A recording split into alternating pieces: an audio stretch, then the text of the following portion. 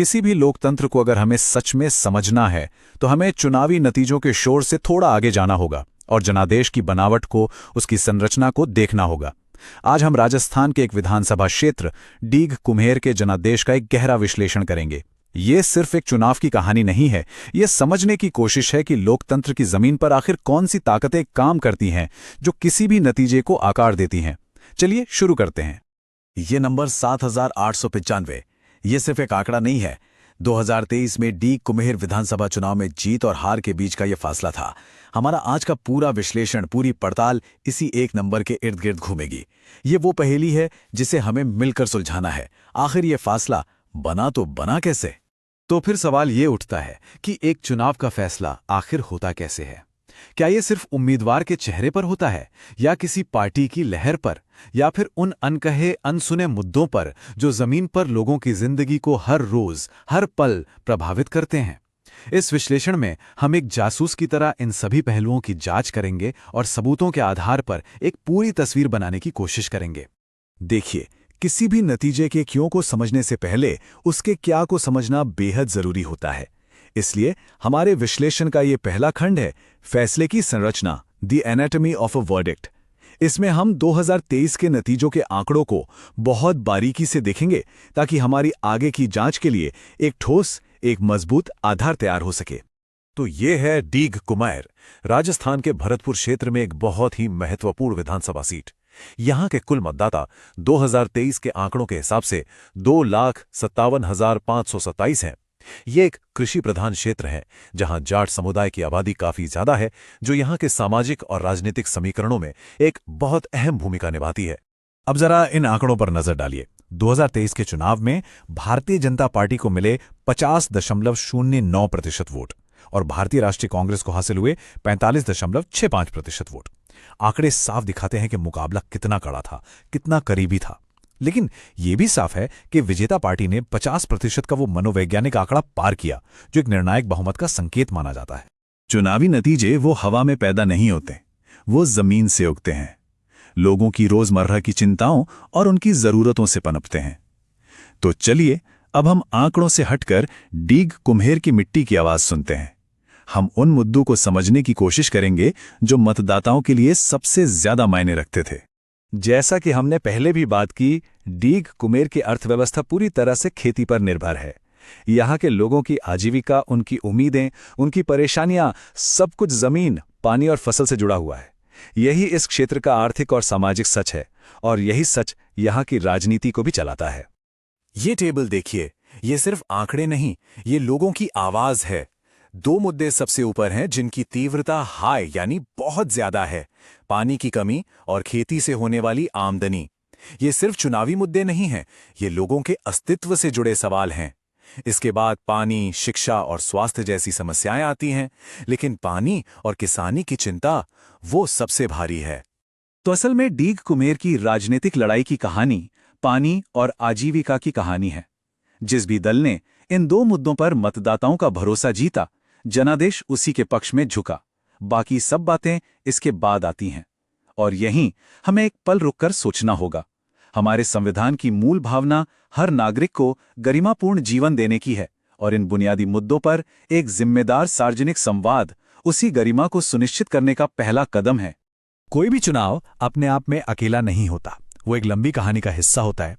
2023 के नतीजे को सही से समझने के लिए हमें डीग कुम्हेर के पिछले 4 चुनावों के इतिहास को देखना होगा, जो 2008 में इस सीट के बनने के बाद से हुए हैं। इस टाइमलाइन को देखिए, पैटर्न बिल्कुल साफ है।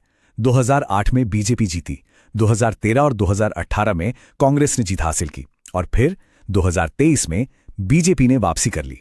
ये एक स्विंग सीट का क्लासिक पैटर्न है, जहां मतदाता किसी एक पार्टी से बंधे नहीं है, वो हर चुनाव में अपना मन बदलते हैं और यही बदलाव इस सीट को इतना दिलचस्प बनाता है। और अब इस पर ध्यान दीजिए, 2018 में मतदान था 76% से ज्यादा, जो 2023 में घटकर सिर्फ 69% रह गया। ये 7% से भी ज्यादा की गिरावट है।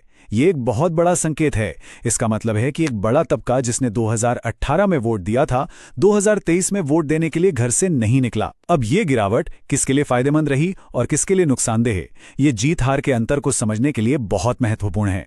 स्रोत सामग्री का ये कथन बहुत कुछ कहता है।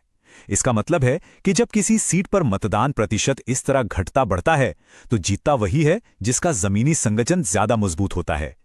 जो पार्टी अपने समर्थकों को घर से निकालकर पोलिंग बूथ तक लाने में सफल होती है, बाजी उसी के हाथ लगती है।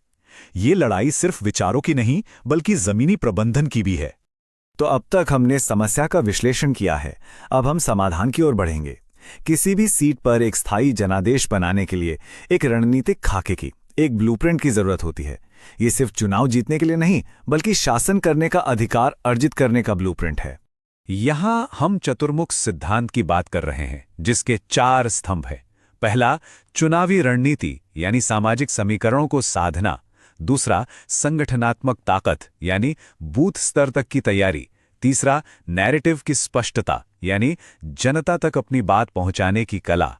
और चौथा, संसाधन प्रबंधन यानी अभियान को चलाने के लिए जरूरी साधनों का सही इस्तेमाल। ये स्वॉट विश्लेषण उस 4 स्तंभ वाली रणनीति को जमीनी हकीकत से जोड़ता है। देखिए, उम्मीदवार की राजनीतिक विरासत उनकी ताकत है, स्ट्रेंथ है। हाल की हार एक कमजोरी है, वीकनेस है। इलाके के कृषि से जुड़े मुद्दे एक सुनहरा अवसर हैं, अपॉर्चुनिटी हैं। और प्रतिद्वंदी का मजबूत संगठन एक सीधा खतरा है, थ्रेट है। एक कामयाब रणनीति वही है जो अपनी ताकत और अवसर का इस्तेमाल करे और अपनी कमजोरी और सामने मौजूद खतरे का तोड़ निकाले। अब हम उस हिस्से में आते हैं जहां रणनीति जमीन पर उतरती है। देखिए, एक जनादेश सिर्फ जीता नहीं जाता, उसे बड़ी मेहनत और सटीकता से तैयार किया जाता है, उसे इंजीनियर किया जाता है। ये खंड उसी प्रक्रिया की एक ठोस और व्यवहारिक योजना को दिखाता है। और ये जरूरी है कि इस पूरी प्रक्रिया में भारत के डीपीडीपी फ्रेमवर्क के तहत हर नागरिक की प्राइवेसी और सहमति का सम्मान किया जाए। ये है चुनाव से 90 दिन पहले शुरू होने वाला एक चरणबद्ध प्लान।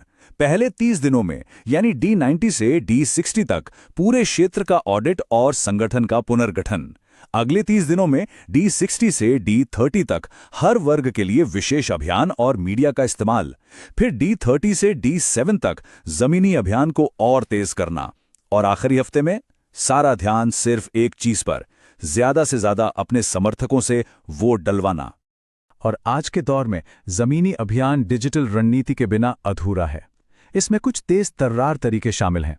हर समुदाय के लिए अलग अलग व्हाट्सएप ग्रुप बनाना, स्थानीय इन्फ्लुएंसर्स के साथ इंस्टाग्राम रील्स तैयार करना, झूठी खबरों का तुरंत खंडन करने के लिए एक फैक्ट चेकिंग अभियान चलाना, और सबसे जरूरी, स्थानीय भाषा में कंटेंट बनाना ताकि संदेश सीधे लोगों के दिलों तक पहुंचे। हमने गेट आउट द वोट या GOTV शब्द का इस्तेमाल किया। इसका सीधा सा मतलब है चुनाव के दिन अपने समर्थकों को पोलिंग बूथ तक पहुंचाना। पूरी रणनीति, महीनों की मेहनत, सब कुछ इसी एक दिन की लॉजिस्टिकल चुनौती पर आकर टिक जाती है। जिसके समर्थक ज्यादा संख्या में वोट डालते हैं, जीत उसी की होती है। और अंत में एक बड़ा सवाल, क्या ये डेटा पर आधारित इतनी बारीक रणनीति वास्तव में राजनीति को वापस लोगों से जोड़ सकती है? क्या ये शासन को ज्यादा जवाबदेह और असरदार बनाने का जरिया है, या इसमें लोगों को सिर्फ आंकड़ों में बदलने का खतरा है? ये एक ऐसा सवाल है जिस पर हम सबको विचार करना चाहिए। अगर आप एक जन केंद्रित नेता बनना चाहते हैं और अपने निर्वाचन क्षेत्र का उत्थान करना चाहते हैं तो blueprintstrategies.ai से mgr@blueprintstrategies.ai पर संपर्क करें या 08042041602 पर कॉल करें। Purpose beyond politics.